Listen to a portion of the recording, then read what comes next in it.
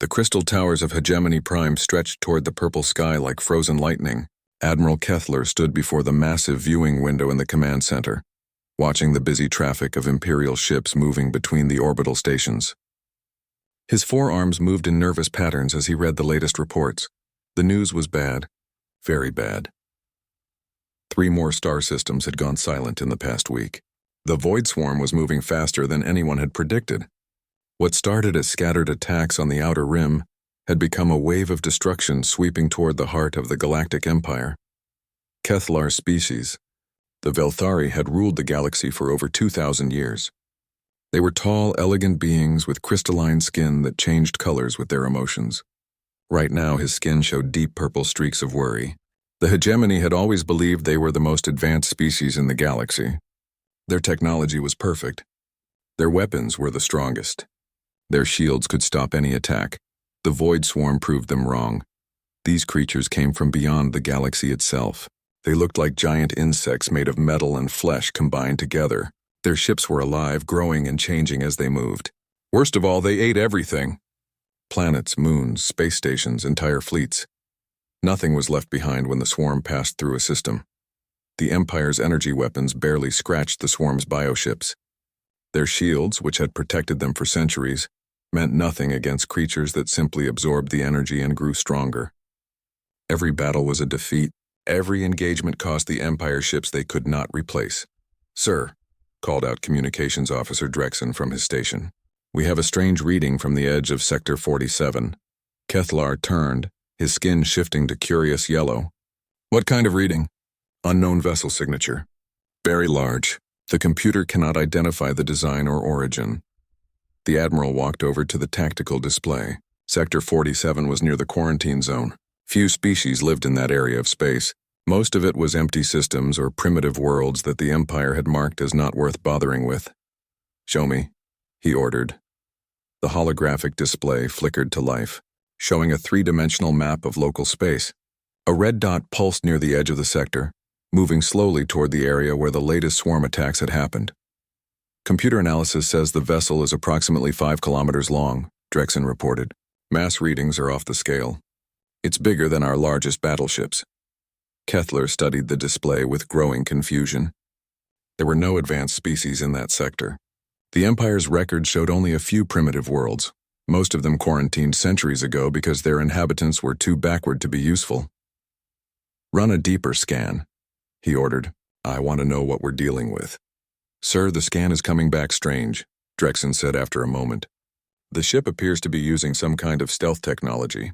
We can detect its mass and energy signature, but we cannot get detailed readings of its weapons or defenses."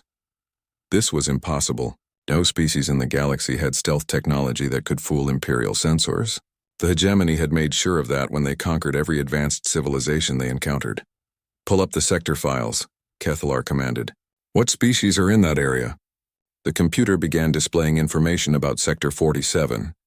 Most of the systems were empty or contained only gas giants and asteroids. A few had primitive life forms that had not yet developed space travel. And then there was one entry that made Kethlar pause. "Earth," he read aloud. "Species designation human, status quarantined. Last contact 312 years ago." He tried to remember what he knew about humans. The Empire had encountered them during one of their expansion phases. They were a young species, barely out of their home system. The Imperial survey team had found them interesting but ultimately useless. Humans had no psychic abilities, no advanced technology, and their lifespans were incredibly short compared to other intelligent species. The decision had been made to quarantine their world and forget about them. Humans were not worth the effort to conquer or enslave.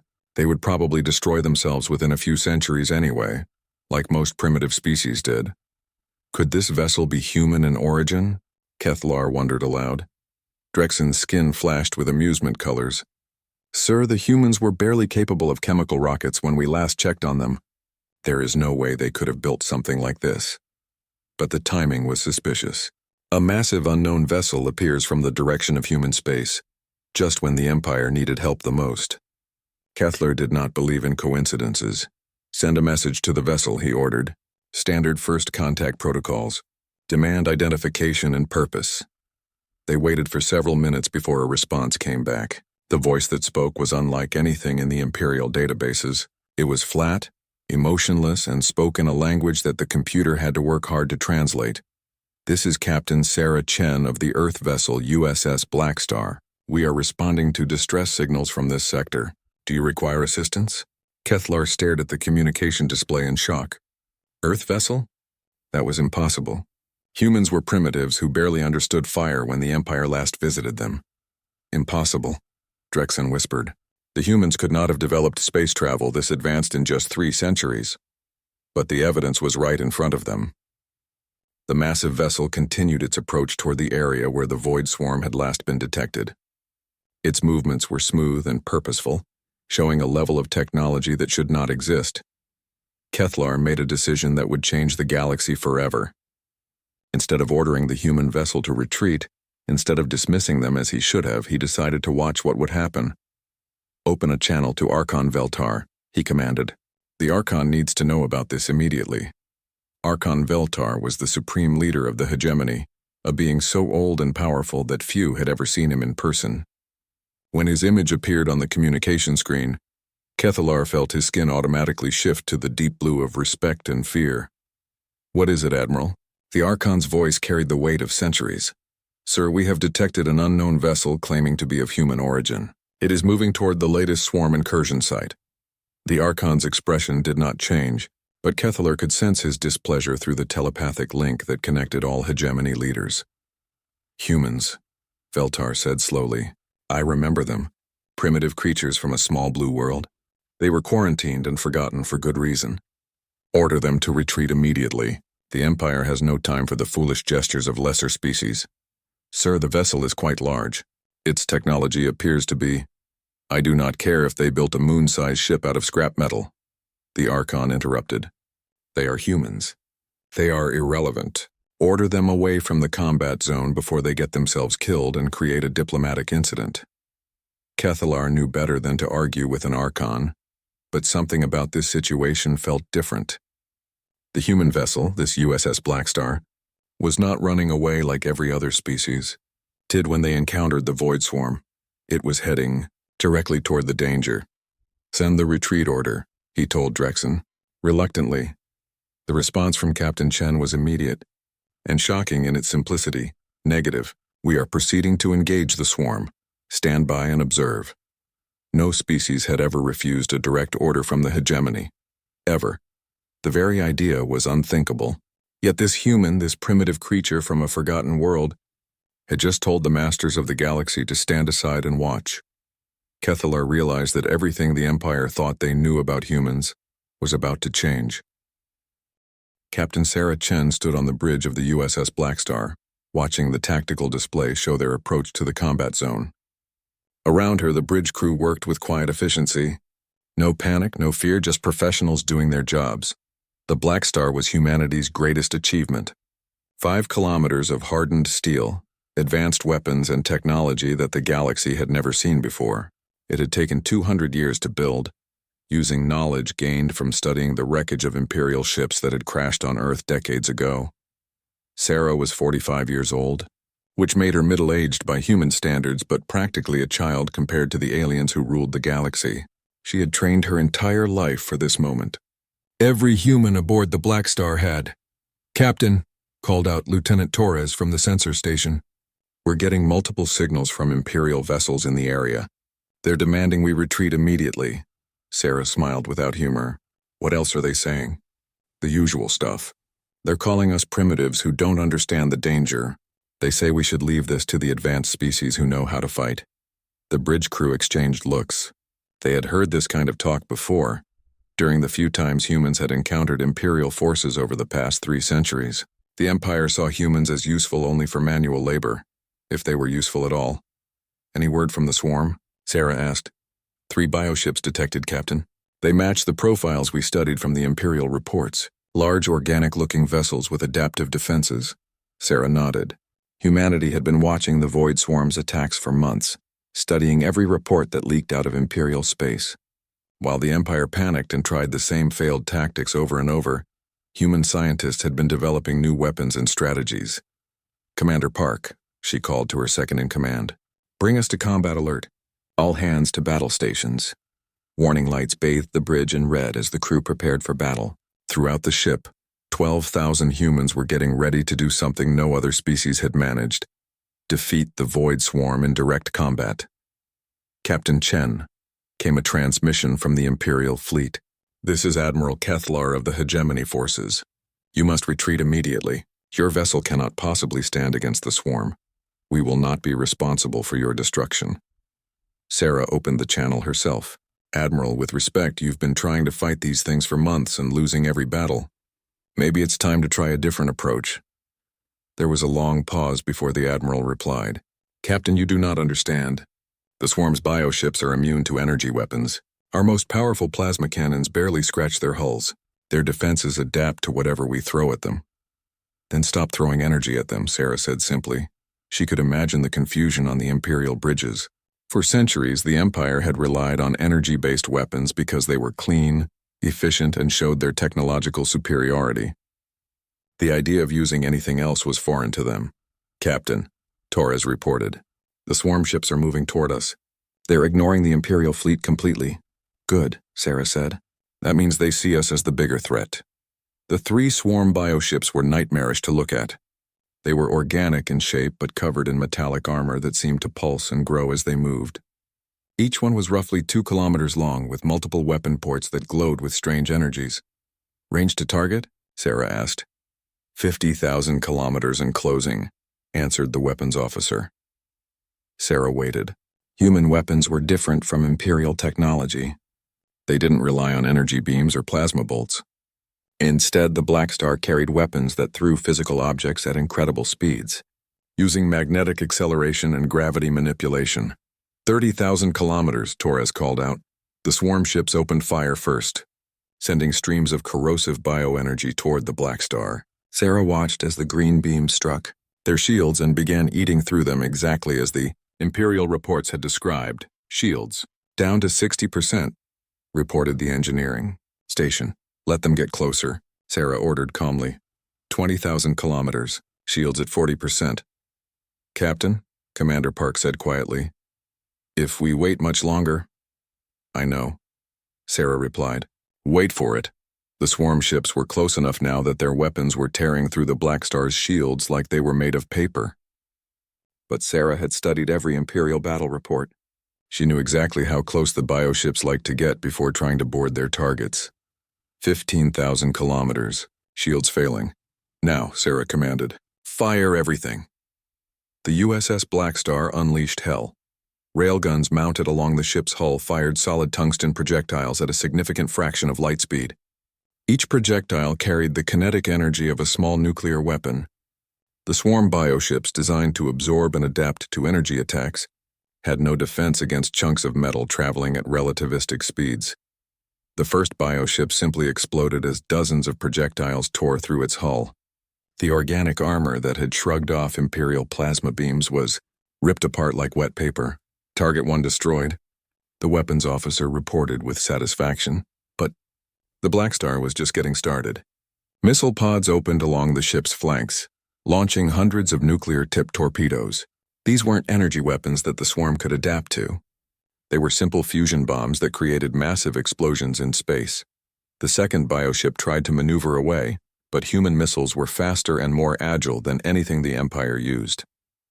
The nuclear warheads detonated in sequence, each explosion tearing away more of the creature's hull until it broke apart completely. Target 2 destroyed, came the calm report. The third bioship, seeing its companions obliterated in seconds, tried to retreat, but the Blackstar had one more surprise. Hidden weapon ports opened to reveal particle beam cannons that fired streams of antimatter. The antimatter beam struck the fleeing bioship and annihilated everything it touched. Matter and antimatter canceled each other out in a burst of pure energy that lit up the entire combat zone. When the light faded, there was nothing left but expanding gas and debris. All targets destroyed, the weapons officer announced. Combat zone is clear. The bridge was silent for a moment as the crew absorbed what they had just accomplished. 3 swarm bioships, the terror of the galaxy, had been destroyed in less than 10 minutes by a single human vessel. Sarah opened a channel to the Imperial fleet. Admiral Kethlar, this is Captain Chen. The swarm vessels have been eliminated. The area is secure. The response took a long time to come. When it did, Admiral Kethlar's voice sounded shaken. Captain, how did you... Those bioships were supposed to be indestructible. Nothing is indestructible, Sarah replied. You just have to hit it with the right kind of force. Energy weapons made you soft, Admiral. Sometimes the old ways work better. She paused, then added something that would be remembered throughout the galaxy for generations to come. We've been preparing for this war for 300 years. While you forgot we existed, we've been learning everything we could about your enemies, and ourselves. On the Imperial flagship, Admiral Kethlar stared at the debris field where 3 swarm bioships had been moments before. His skin was cycling through colors so fast it looked like a rainbow, reflecting his complete shock and confusion. The humans had just done something impossible. They had defeated the Void Swarm using weapons that the Empire considered primitive and outdated. Kinetic weapons, nuclear missiles, antimatter beams, technologies that most advanced species had abandoned centuries ago. But as he watched the USS Blackstar begin scanning the debris field for useful information, Kethlar realized something that chilled him to his crystalline bones. If humans could do this with one ship, what else had they been hiding during those 3 centuries of silence? News of the human victory spread through Imperial space faster than anyone expected. Within hours, every major world in the hegemony had heard about the impossible.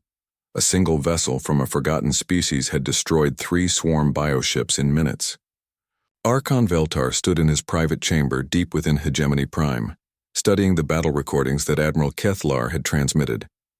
The crystal formations that made up his body pulsed with dark energy as he watched the USS Blackstar tear apart enemies that had defeated entire Imperial fleets. The recordings showed weapons that should not exist. The humans were using kinetic projectiles accelerated to incredible speeds, nuclear fusion devices, and focused antimatter streams. These were primitive technologies that most advanced species had abandoned long ago in favor of clean, efficient energy weapons. Yet those primitive weapons had accomplished what the Empire's most advanced plasma cannons and particle beams could not. Impossible, Veltar whispered to himself. Humans are barely more than animals. They have no psychic abilities, no advanced understanding of quantum mechanics, no telepathic communication networks. But the evidence was undeniable. The Blackstar's weapons had cut through swarm bioarmor, like it was made of thin metal instead of the adaptive organic compounds that absorbed energy attacks. A communication request interrupted his thoughts. The holographic image of Admiral Kethlar appeared, his crystalline skin showing deep patterns of confusion and worry. Archon, Kethlar began carefully, we have received additional intelligence about the human vessel. Our long-range sensors have detected something concerning. Speak, Veltar commanded. The USS Blackstar is not alone. We have identified at least 12 other large vessels in nearby systems, all showing similar technological signatures. They appear to be spread throughout the quarantine zone. Veltar felt something he had not experienced in centuries. Fear. 12 vessels like the Blackstar could destroy any fleet the Empire could assemble. But if humans had that many ships, why had they remained hidden for so long? There is more, Kethlar continued. We attempted to scan the human home system of Earth. The results are disturbing. The display changed to show long-range sensor readings of the Sol system. What Veltar saw made his crystal form dim with shock. Earth was no longer a single planet with primitive cities. The entire system had been transformed into a massive industrial complex. Artificial rings surrounded the planets. Mining operations covered every asteroid, and space stations the size of moons orbited in perfect formation. How long has this been going on? Veltar demanded. Based on the construction patterns, at least 200 years, possibly longer. 200 years. The humans had been building a hidden empire right under the hegemony's sensors for 2 centuries. While the Empire dismissed them as primitives, they had been preparing for war on a scale that dwarfed anything the galaxy had ever seen. Pull up the original quarantine files, Veltar ordered.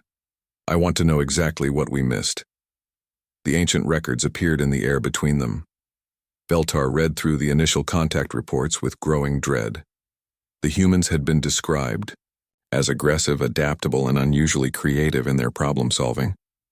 The Imperial Survey Team had noted their rapid technological advancement and their tendency to reverse engineer any technology they encountered.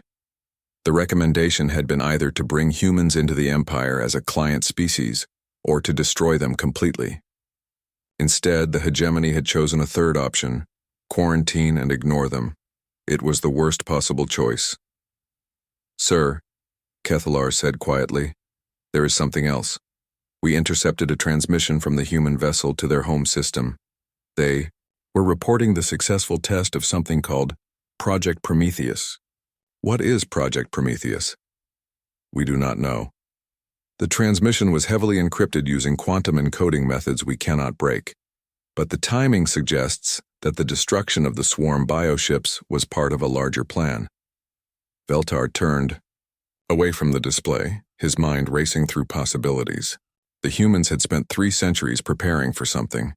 They had built a hidden fleet, developed weapons that could defeat the Void Swarm, and had been watching Imperial space with sensors the Empire could not detect. But what did they want? The answer came sooner than expected. Every communication system in Imperial space suddenly activated at once, overriding security protocols and broadcasting a message to every world, every ship, and every station in the galaxy. The image that appeared was Captain Sarah Chen, standing on the bridge of the USS Blackstar. Behind her, human crew members worked at stations filled with technology that looked both familiar and completely alien. "Citizens of the Galactic Empire," she began, her voice carrying clearly across space. "I am Captain Sarah Chen of the Earth Defense Force. For 300 years, your leaders have dismissed humanity as a primitive species unworthy of notice. Today, that changes." Veltar felt his crystal body begin to crack from stress. No species had ever hijacked the Imperial communication network. The technology required was beyond anything the Empire possessed. "Your Empire faces extinction from the Void Swarm," Chen continued. "Your energy weapons are useless against their bioships. Your tactics are predictable and ineffective. Your leaders refuse to adapt to new threats because they cannot imagine that primitive species might have solutions you lack." The image shifted to show recordings of recent swarm attacks. Imperial fleets being torn apart, entire systems going dark. Millions of beings dying while the hegemony's leadership argued about strategy. "Humanity offers an alliance," Chen said. "We have weapons that can destroy the swarm. We have tactics that can stop their advance. We have been preparing for this war since the day you quarantined our world." The transmission paused, and Chen's expression became hard as steel. "But we will not beg for your acceptance. We will not bow to leaders who mistake arrogance for wisdom. The age of hegemony rule is ending whether you accept it or not. The only question is whether it ends with your civilization's destruction or with a new partnership based on mutual respect." Another pause, then the final words that would echo through history. "You have 48 hours to decide. After that, humanity will do what it has always done: adapt, survive, and protect those who cannot protect themselves, even if that means protecting you from your own pride." The transmission ended, leaving the Imperial leadership in stunned silence. Veltar stared at the empty display for long minutes before speaking. "Admiral, what is your assessment of human military capabilities?" Kethalar's skin showed patterns of deep respect mixed with fear. "Based on what we have observed, Archon, they could destroy any fleet we send against them. Their weapons technology is centuries ahead of ours in practical applications. Their ships are faster, stronger, and better armed than anything in Imperial service. And their intentions? Unknown. They claim to want an alliance, but they are clearly positioning themselves as the dominant power in any such arrangement." Veltar considered this. The Empire had ruled the galaxy for 2 millennia through superior technology and overwhelming force. Now they faced a species that had quietly surpassed them in both areas, while pretending to be harmless primitives. The worst part was that the humans were right. The hegemony's pride had blinded them to new threats and new solutions. They had become so convinced of their own superiority that they stopped learning, stopped adapting, stopped growing. "Sir," Kethalar said carefully, "there are reports coming in from across the Empire. Several client species are openly discussing whether they should contact the humans directly. Some are even suggesting that human leadership might be preferable to continued hegemony rule. Veltar's crystal form darkened. In less than a day, the humans had done something unprecedented. They had made the Empire's own subjects question their loyalty. But as much as he hated to admit it, Veltar could see the logic in their position. If the Void Swarm continued its advance, the Empire would fall within months. The humans offered the only realistic hope of survival. The price was accepting that the primitive species they had dismissed centuries ago had become their superiors in every way that mattered. "Admiral," Veltar said finally, "prepare a response to the human ultimatum. Schedule a meeting with this Captain Chen." "What should our position be, Archon?" Veltar looked out at the stars where human ships now controlled space that had been imperial for 2,000 years. "Survival, Admiral. Our position is survival." The meeting took place in neutral space aboard a diplomatic station that had seen centuries of imperial negotiations. But nothing in its history compared to what happened when Captain Sarah Chen walked into the chamber where Archon Veltar waited. The Archon was massive, even by the standards of his crystalline species. His body stood 3 meters tall, composed of living crystal that shifted between deep blue and purple as his emotions changed. He had ruled the hegemony for over 800 years and had never bowed to any being. Captain Chen was small by comparison, barely reaching 2 meters in height. She wore a simple black uniform with minimal decorations, carrying only a datapad and a sidearm that looked primitive compared to imperial weapons. Yet when she entered the room, the energy dynamics shifted completely. "Archon Veltar," Chen said with a slight nod. "Thank you for agreeing to this meeting." Veltar studied the human carefully. Her mind was completely unreadable, protected by natural barriers that his telepathic abilities could not penetrate. This was disturbing enough, but what truly unnerved him was her complete lack of fear or deference. "Captain Chen," he replied, his voice carrying harmonics that could shatter glass. "You have made quite an impression on the galaxy in a very short time." "We tend to do that," Chen said with what might have been a smile. "Shall we discuss terms?" "Terms," Veltar repeated. "You speak as if you are in a position to dictate conditions to the Empire." Chen activated her datapad, and a holographic display appeared between them. It showed the current state of the war against the Void Swarm. Red zones marked systems that had fallen, yellow zones showed areas under attack, and green zones indicated places where the swarm had been successfully repelled. The display was almost entirely red and yellow. Only a few small green spots marked where human forces had engaged the enemy. "The facts speak for themselves," Chen said calmly. "Your empire is losing this war. In 6 months, maybe less, the swarm will reach your core worlds. Your species will be extinct, along with every other civilization in imperial space." Veltar's crystal form darkened. "And what makes you think humanity can do better?" The display changed to show detailed battle analysis from human engagements. Every encounter with the swarm had resulted in complete human victory with minimal losses. "The efficiency was terrifying. We understand warfare in ways your species never learned," Chen explained. "The hegemony conquered the galaxy through technological superiority and overwhelming force. You never had to adapt, never had to innovate under pressure, never had to fight for survival against a superior enemy." She paused, letting that sink in. "Humanity has been fighting for survival since we first stood upright on the African plains. Every day, every generation, we have faced enemies that were stronger, faster, or more numerous than us. We learned to win through intelligence, adaptability, and sheer determination. And yet you remained hidden for 3 centuries, Veltar pointed out. "Why reveal yourselves now?" Chen's expression became serious. "Because the Void Swarm threatens everything. Not just the Empire, but every form of life in this galaxy. We spent those 3 centuries learning about you, studying your strengths and weaknesses, preparing for the day when we would need to save you from yourselves." The Archon's telepathic abilities picked up something from the other human minds in the room. Though their thoughts remained mostly shielded, there was genuine concern there mixed with something else: disappointment. "You are disappointed in us," he said with sudden understanding. "Yes," Chen admitted. "We hoped that when we revealed ourselves we would find that the Empire had grown during our absence. Instead we found a civilization that had become stagnant, inflexible, and so convinced of its own superiority that it cannot see its own failures. She gestured to the tactical display again. Your forces outnumber the swarm 1,000 to 1.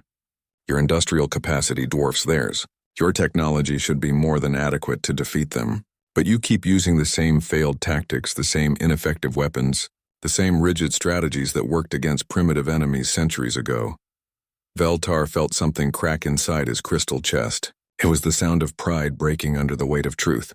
What do you propose? He asked quietly. Joint command structure, Chen said immediately. Human strategic oversight with Imperial resources and manpower. We provide the tactics and technology. You provide the ships and personnel to implement them. Under human leadership. Under competent leadership, Chen corrected. Species is irrelevant. Results are what matter. The Archon was silent for several minutes, processing implications that went far beyond military cooperation. What Chen was proposing would fundamentally change the power structure of the galaxy. The other hegemony leaders will never accept this, he said finally. Some will, Chen replied. Others won't. The ones who can adapt will survive. The ones who can't. She didn't need to finish the sentence. And what of your hidden fleet? Veltar asked. How many ships do you really have? Chen's smile was sharp. Enough. That is not an answer. It's the only answer you need right now. Our fleet strength will be revealed as necessary to accomplish mission objectives. The display changed again, showing a new tactical plan for stopping the swarm advance. It was brilliant in its simplicity, using Imperial resources in ways that their own strategists had never considered. This plan requires precise coordination, Veltar observed. Imperial commanders are not trained for this kind of flexibility. Then we'll train them, Chen said. Or we'll replace them with people who can learn. The threat was delivered so casually that it took a moment for Veltar to process it. The humans weren't just offering alliance. They were positioning themselves to take over Imperial military operations entirely. You intend to conquer us without firing a shot, he said. We intend to save you despite yourselves, Chen corrected. If that looks like conquest from your perspective, perhaps you should examine why you see competent leadership as a threat. Before Veltar could respond, alarms began sounding throughout the station. Emergency communications flooded in from across Imperial space. The Void Swarm had launched a massive coordinated attack on 3 core systems simultaneously. Archon, came Admiral Kethalar's desperate transmission. We need immediate reinforcement at Nexus Gate. The swarm has broken through all defensive lines. We estimate 12 hours before complete system collapse. Veltar looked at the tactical data streaming in. It was worse than anyone had predicted. The swarm wasn't just attacking randomly anymore. They were using coordinated strategies that targeted the Empire's weakest points. Chen studied the same data with calm professionalism. They're learning from your defensive patterns, she observed. Adapting faster than your forces can respond. Can you stop them? Veltar asked, his pride finally cracking completely. Yes, Chen said without hesitation, but not under current command structure. I need full tactical authority over all forces in the threatened sectors. The moment stretched between them like a bridge over an abyss. Everything the hegemony had built, everything they had stood for, balanced on Veltar's next words. Admiral Kethalar, he said into his communicator, you are hereby ordered to transfer tactical command of all forces in sectors 12, 15, and 18 to Captain Sarah Chen of the Earth Defense Force. The silence that followed was so complete that it seemed to suck sound out of the universe itself. Sir? Kethalar's voice was barely a whisper. Did you say transfer command to a human? I did. Captain Chen now has full authority to deploy Imperial forces as she sees fit. All unit commanders will follow her orders as if they came from me personally. Chen was already activating her own communication systems. Admiral Kethalar, this is Captain Chen. I'm transmitting new tactical orders now. Implement immediately. As data flowed between human and Imperial command networks, Veltar realized that the galaxy had just changed forever. The age of hegemony supremacy was over. The age of human leadership had begun. The Battle of Nexus Gate began 18 hours after Captain Chen assumed tactical command of Imperial forces. What followed would be remembered as the day the galaxy learned what humans meant by total war. Admiral Kethalar stood on the bridge of his flagship, watching displays that showed the largest space battle in galactic history, 50 Imperial battleships, 200 cruisers, and over 1,000 smaller vessels formed the defensive lines around Nexus Gate, the most important system in hegemony space. Facing them was the largest Void Swarm fleet ever assembled. 300 bioships of various sizes, led by a massive command vessel that dwarfed even the biggest Imperial dreadnoughts. The creature was over 10 kilometers long, its hull pulsing with organic lights as it coordinated the attack. But what made this battle different was the presence of the human fleet. 50 vessels emerged from quantum fold space in perfect formation. Each one was different in design, showing the creativity and adaptability that made human engineering so effective. The USS Blackstar led them, its hull gleaming with new armor and weapon modifications.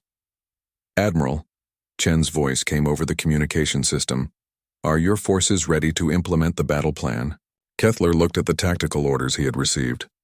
They were unlike anything in Imperial military doctrine. Instead of forming defensive lines and trying to absorb the enemy attack, Chen wanted the Imperial fleet to split into small groups and attack from multiple directions simultaneously. "Captain, with respect, this plan violates every principle of space combat," he said. "Dividing our forces makes us vulnerable to being defeated in detail." "Admiral," Chen's reply was patient but firm, "your principles of space combat have lost every major engagement with the swarm.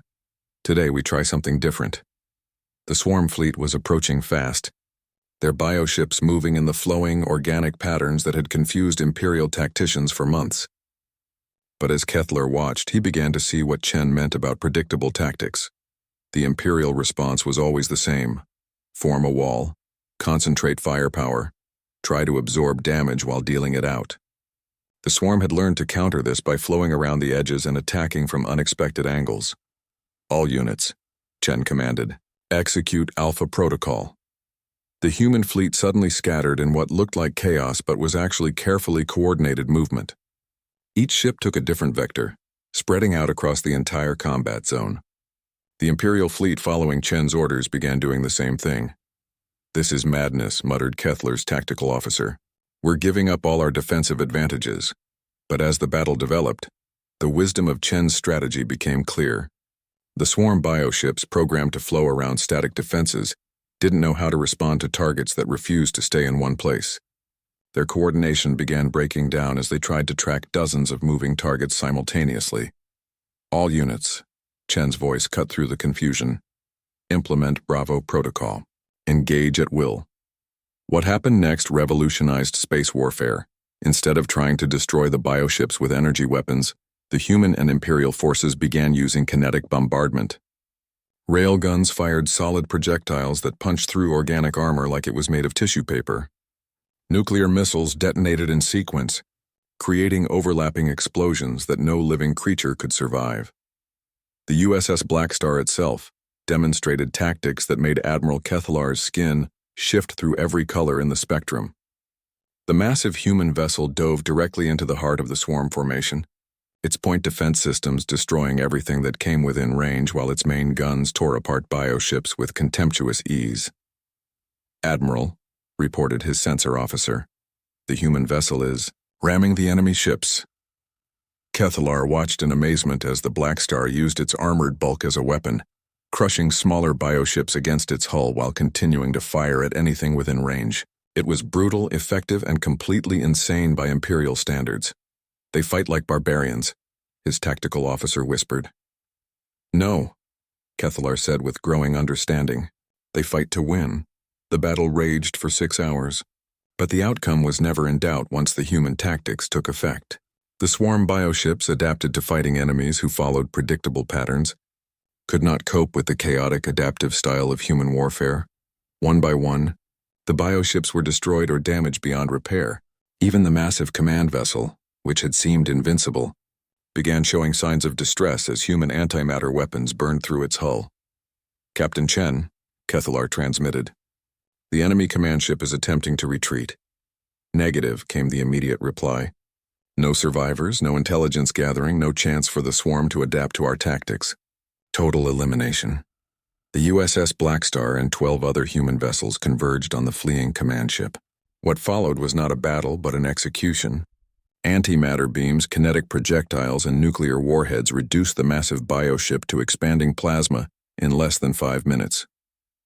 When the last swarm vessel was destroyed, the silence in space was absolute. All units, Chen announced, battle successful. Begin salvage operations and casualty assessment.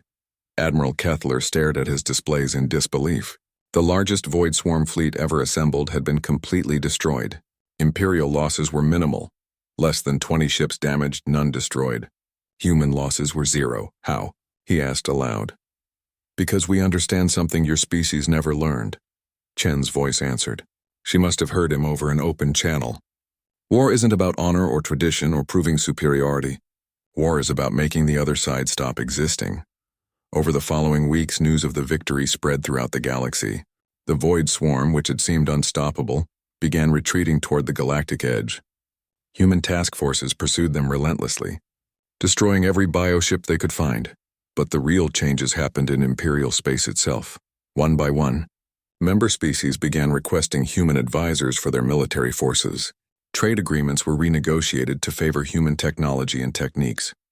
Educational exchange programs brought human instructors to teach Imperial officers new ways of thinking about strategy and tactics. Archon Veltar found himself in the unprecedented position of sharing power with Captain Chen, who had been promoted to Admiral of the combined human Imperial fleet. The transition was not smooth, but it was inevitable. You planned this from the beginning, he said during one of their strategy meetings. The war, the alliance, the gradual takeover of Imperial institutions. Admiral Chen looked up from the reports she was reviewing. We planned to survive, she said simply. Everything else was just the logical result of that goal. She paused, then added something that would define the new galactic order. Your empire ruled through fear and superior technology. That works until you meet someone who isn't afraid and has better technology. We rule through competence and results. As long as we deliver victory and prosperity, species will follow us willingly. And if they don't? Chen's smile was cold. Then they'll follow us unwillingly, or they'll be replaced by someone who understands the new reality. Within a year, the USS Blackstar had become the flagship of the Galactic Defense Force, with Admiral Chen as Supreme Commander. The hegemony still existed, but it was now a junior partner in an alliance dominated by human leadership and human methods. The quarantine of Earth was officially ended, and humanity took its place as the dominant species in the galaxy, not through conquest or destruction, but through the simple demonstration that they were better at the things that mattered: survival, adaptation, and victory. The age of imperial arrogance was over. The age of human pragmatism had begun, and in the depths of space, where the last Void Swarm bioships fled toward the galactic edge, alien intelligences made note of the new power that had emerged from an insignificant blue world. They would not make the same mistake the Empire had made. They would not underestimate humanity, but they would discover, as the Empire had, that sometimes being prepared was not enough. Sometimes the only choice was to bow before the species that had turned survival into an art form and war into a science. The USS Blackstar sailed on through the stars, carrying with it the promise and the threat of human dominance. The galaxy would never be the same.